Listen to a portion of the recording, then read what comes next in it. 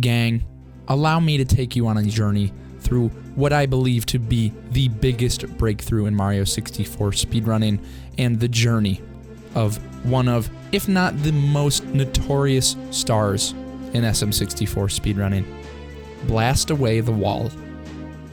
Located in Whomp's fortress, after defeating the Whomp King and collecting the top of the fortress star, a pink Bob-omb appears, who will open this cannon.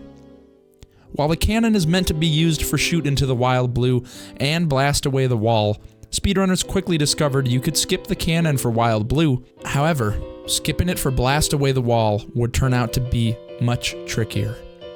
With a well-timed cannon shot, one could break the wall and land on this rotating platform, allowing Mario to immediately jump into the star. But this, of course, was still very slow, as opening the cannon and entering it take a lot of time. It seemed that the star couldn't get much faster than this, as the spinning platform is on the same cycle every time with no way to speed it up. But as you may or may not know, this is far from the end of the story. Now, Blast Away the Wall is a very unique star in the sense that it is already spawned.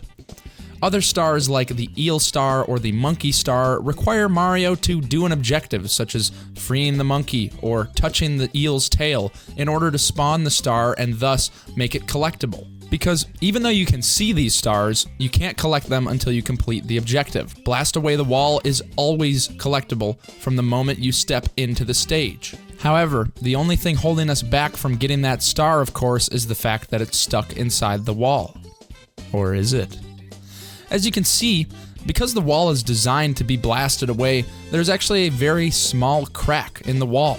And this crack would prove to be a source of frustration, intrigue, and curiosity amongst Mario 64 speedrunners for years to come. Of course, eventually it was discovered that we didn't need to open the cannon for Blast Away the Wall, and thus coined this strategy Cannonless, one of, if not the most precise tricks in Mario 64 speedrunning.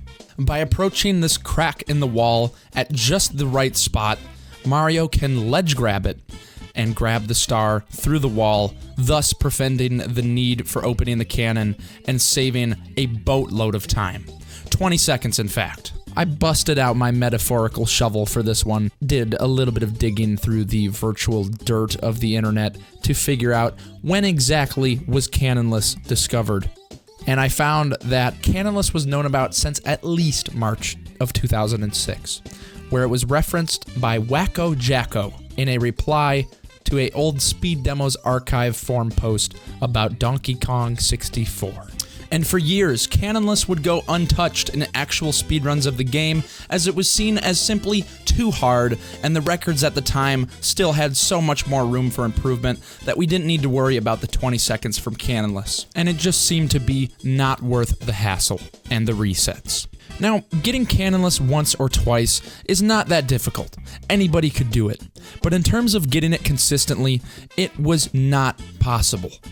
It was just too precise of a trick. However, this would not hold back runners from trying it in runs.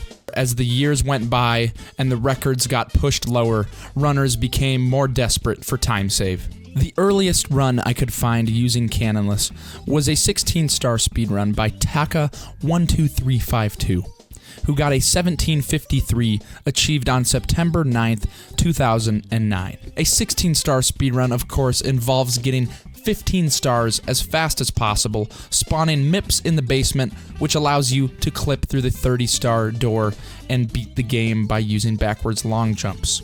So this was a category in which we are looking for the fastest 15 stars. This would be the run that would shake the foundation of Mario 64 speedruns and cause a snowball effect of all runners to begin using Cannonless and going for it, at least in 16 star. Before this run, Blast Away the Wall was not even a part of the 16 star route, as it was taking too long using the cannon.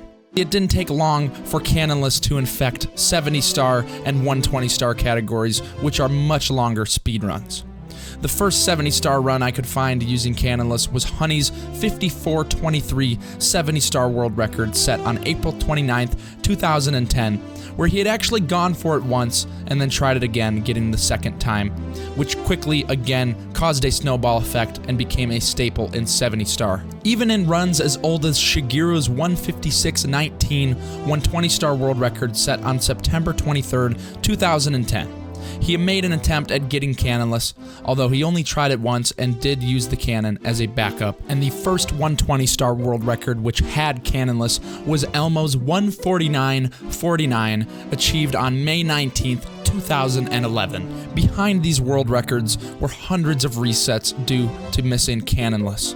I vividly remember Siglemic going for 120-star world record and having to reset in Womps, which at the time was a stage done before going upstairs, nearly an hour into the run. And things only got worse as times got lower.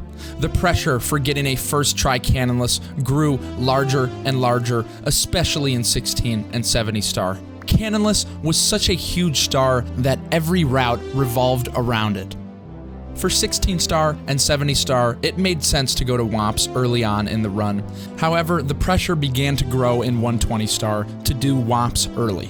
The first world record that would be set using a route starting with Womps Fortress would be Honey's on March 2nd, 2012 with a 147.05, where he had actually used LBLJ to go to Dark World to get his first star, which allowed him to open up Womps.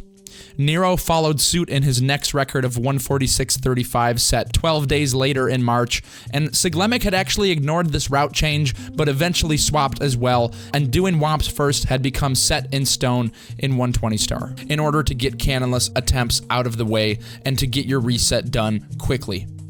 I couldn't tell you the amount of resets and pain caused by this trick, and the amount of time invested in trying to find a more consistent way to get it.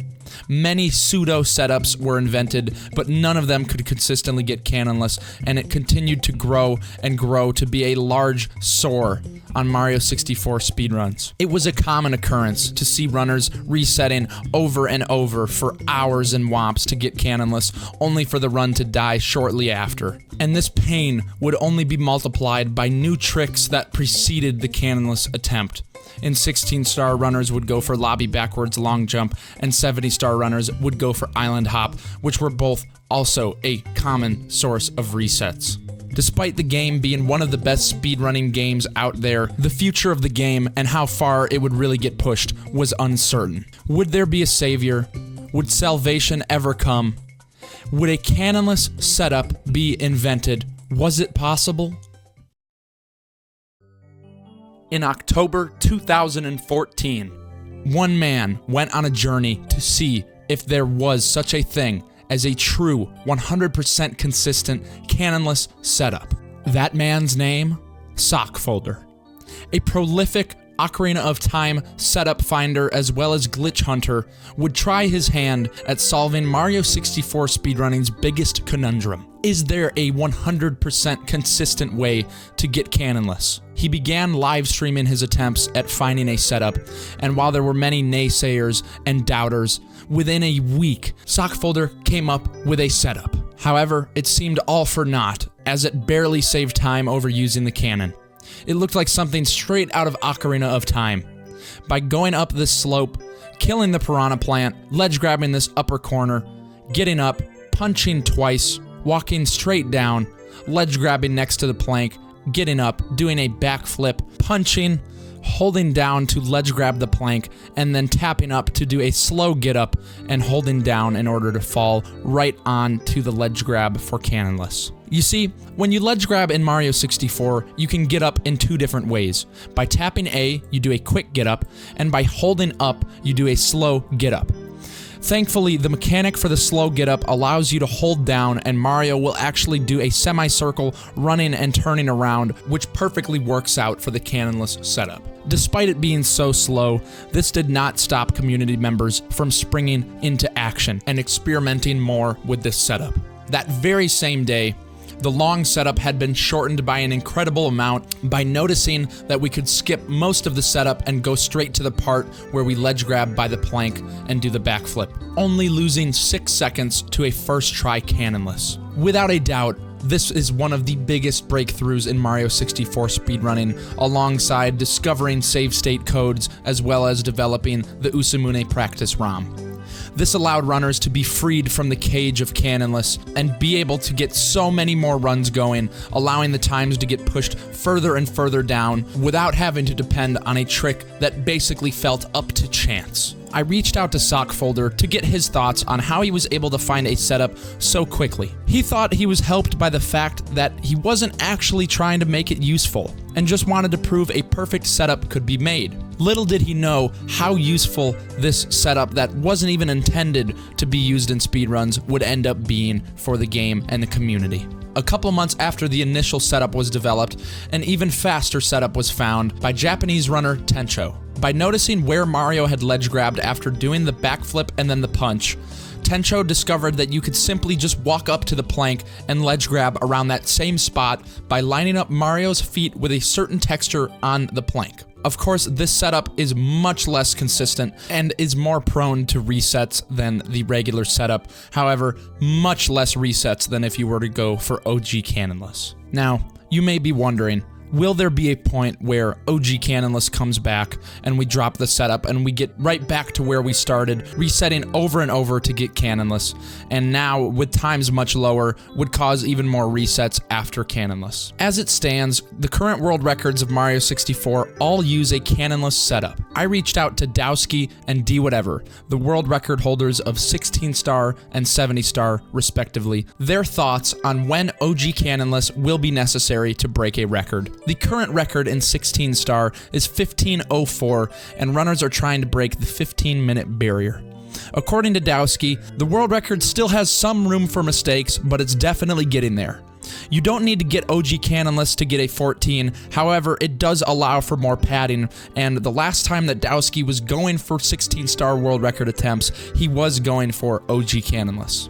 Of course, runners back in the day were able to put up with missing Cannonless, but will they be willing to put up with it when the record has so little breathing room already? We will have to find out. Moving on to 70-star, the current record is 47:08, and Dwhatever guesses that when runners are going for a 46:30-something in 70-star is when OG Cannonless will start being attempted.